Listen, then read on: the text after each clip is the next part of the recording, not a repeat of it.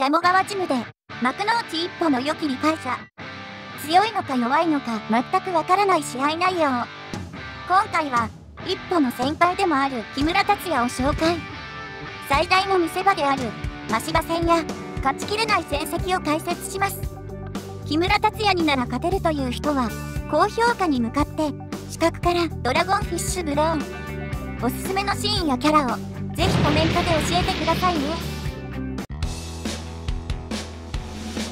木村は幕の内一歩のジムの先輩で、青木とは同期で親友です。不良時代に出会った高村に敗れ再戦するも見事に躍進。もともとは高村を倒すために始めたボクシングでしたが、続けるうちにその魅力に引き込まれてしまいます。現在ジュニアライト級の日本ランカーで28戦17勝6敗 12KO と記録もまずまず。頭脳派のアウトボクサーで器用に何でもこなせますが、消極的になりすぎて泥仕合になってしまうこともしばしばです。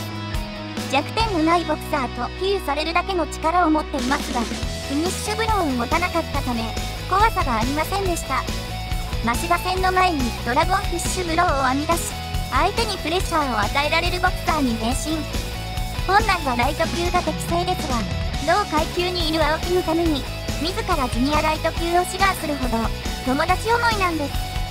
減量区のあまりスタミナ切れをしてしまうことが多く、勝てそうな試合をも落としてしまいがちです。最近の試合では全身の体毛を吸って軽くしようとしたことも。木村と激しい戦いを行った真柴は木村の不甲斐ない姿に苛立ちを隠せないようですね。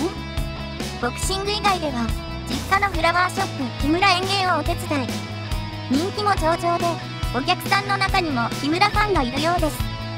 ボクシングを引退すると家業を継ぐことも考えています。性格は要領が良く世渡り上手。自分に被害が出ないように相手の要求をうまくかわします。時々本音がポロッと出てしまい窮地に立たされることもあるようですね。実はボクシング以外では持ち前の運動神経を最大限に発揮。少年時代に行っていた野球の腕前はなんと甲子園球児並みなんです。甲子園出場経験のあるピッチャーの剛速球をなんと豪快にホームランをしてしまいました。何でもできる木村にとって思い通りにならないボクシングが魅力。何度も引退を考えますが、その度に戻ってきました。チャンピオンカーニバルで真柴に挑戦することになった木村。真柴に勝つために宮田にスパーリングパートナーを依頼します。フリッカー対策をしておけばなんとかなると思っていた木村ですが、試合直前に重大な欠点に気づきます。真柴の懐に入ったとしてもその先の武器がないのです。絶望に打ちひしがれる木村でしたが、ペットのアロワナからヒントをもらうんです。試合直前、青木の前に新必殺技を披露する木村。青木からはパンチの軌道が見えず直撃しました。そして迎えた試合当日、木村は負けたら引退を決意します。様々な思いを抱えて両者コーナーから入場しました。リング上、木村を睨む真柴に対しベルトを見つめる木村。5年間の思いが木村の頭をよぎります。リング中央、真柴のプレッシャーを正面から受け止める木村。気合だけは真柴にも負けていません。開始と同時に飛び出す木村でしたが、真柴のフリッカージャブに阻まれてしまいます。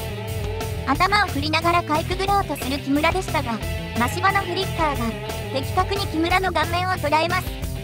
一度当たるとまとめてもらう死神の構。あっという間にロープに追い詰められてしまいました。逃れても逃れても追い詰めてくる真柴の左。1ラウンドは防戦一方で終わりました。ラウンドを重ねても左のみで攻める真柴。木村の顔はますます腫れ上がってきました。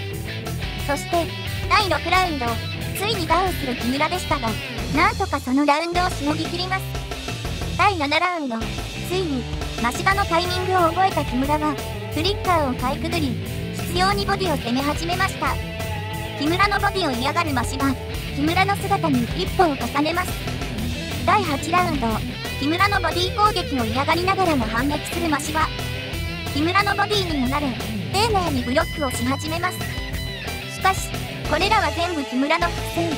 意識の外から木村の右スイングブローが真柴を捉えました。豪快にダウンする真柴、一体何が起きたのか分かっていません。ふらつきながらも立ち上がる真柴でしたが、木村が試合を決めに突進しました。防御する真柴でしたが、再度飛び出す木村の右スイングブロー。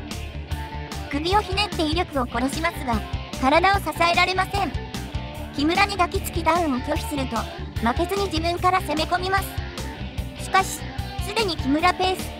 ボディで攻めて顔が上がった瞬間に右スイングブロー。真柴はクリンチでなんとか、そのラウンドをしのぎました。第9ラウンドは、なんと真柴から攻め始めます。視力を尽くした連打ですが、木村のカウンターをもらってしまいます。クリンチをしようとする真柴にボディを返し、顔が上がった時に、渾身のドラゴンフィッシュブローを狙います。勝利を確信した木村でしたが、真柴の右ストレートをカウンターでもらってしまいました。音もなく崩れ落ちる木村。篠田トレーナーも倒れを投げ入れようとします。しかし、それを青木が阻止。その間に木村が立ち上がりました。恐怖のあまり、一直線に木村に向かう真柴。その姿が隙だらけです。千載一遇のカウンターチャンス。2人は同時に拳を突き出します。しかし、拳が交錯する前にレフェリーがストップ。すでに木村は意識を失っていたのです。ベテランと言われる木村は、すでに28戦を経験しています。印象に残る試合をピックアップします。木村のデビュー戦は17歳。ゴングが鳴ったのも気づかないほど緊張してたんです。いきなりダウンを喫してしまいました。高村の応援で冷静になった木村。KO勝ちでデビュー戦を飾りました。勝ったり負けたりを繰り返しながら A 級ボクサー賞金トーナメントの権利を勝ち取ります。準決勝で対戦した具志堅陽光にの龍崎武史と対戦。格上の相手に必死で食いつきますが、あと一歩で勝利を逃します。17戦目で真柴とタイトルをかけて戦いますが、無念の敗北。真柴戦の余韻が残り、18戦目は大振りばかりで辛くも判定勝ちでした。勝ったにもかかわらず、激しいブーイングを受けてしまいます。19戦目、20戦目と、フィリピンチャンピオン、エレキバッテリーと対戦。激しい攻防戦となりますが、倒しきれずに、どちらもドローとなります。23戦目で、かつて敗北した龍崎武史を下し勢いに乗りますが、A 級ボクサー賞金トーナメントで無念の敗退。25戦目で、序盤は優勢に戦う木村。観客から猛烈な声援を受けます。しかし、倒しきれない木村。スタミナ切れで徐々に失速し始めます。得意の泥試合に持ち込み、なんとかドローで逃げ切りました。一歩のセコンドデビュー戦でイライラが募る木村。泥試合になりながらもカウンターで勝利をつかみました。計量日当日までリミットオーバーの木村。全身の毛をすり、なんとか計量をクリアします。1ラウンドでの KO 勝ちを狙い、前半から飛ばす木村。相手をコーナーに追い詰め、ドラゴンフィッシュブローを連打します。しかし、無情にも1ラウンド終了のゴング。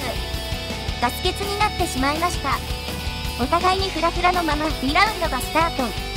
気力を振り絞ってドラゴンフィッシュブローを打ちますが、疲れすぎて攻撃の順番を間違えてしまいます。しかし、相手の意表をつき、2発目のボディで KO。ギリギリの試合を制しました。真柴戦の後、泥試合が続く木村。日本チャンピオンになれる日が来るのでしょうか。